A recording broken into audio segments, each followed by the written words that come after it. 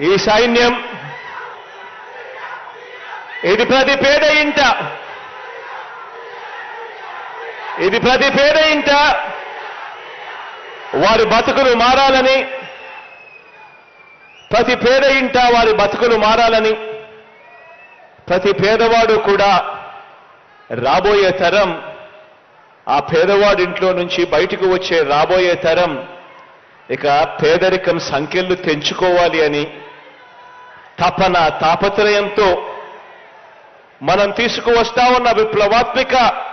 పథకాలన్నీ కూడా ఒక్క రూపాయి కూడా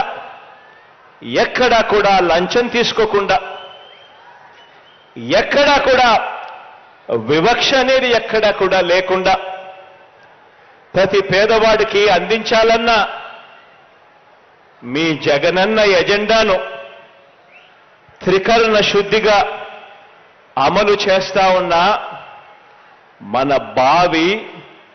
లీడర్లు ఈరోజు నా చెల్లెమ్మలు, నా తమ్ముల రూపంలో ఈరోజు నా దగ్గర